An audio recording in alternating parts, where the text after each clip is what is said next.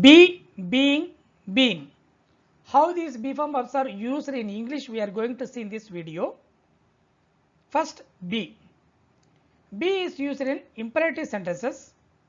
An imperative sentence may be an order, request, command, advice, suggestion, etc.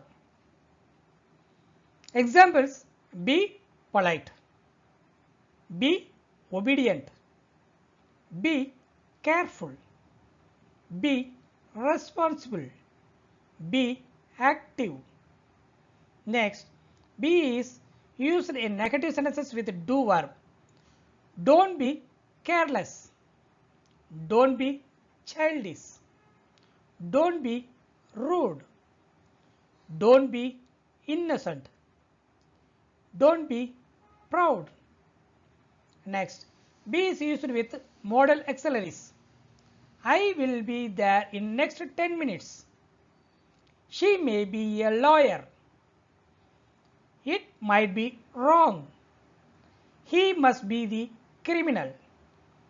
Next, be is used with modal auxiliaries in passive voice. It can be completed.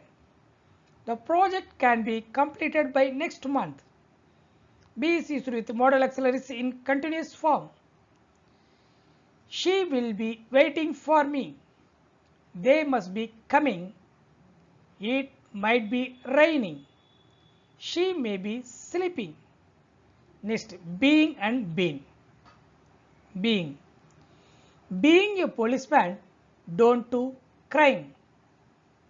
Being a teacher, come to school on time. I am being a software engineer. She is being a teacher.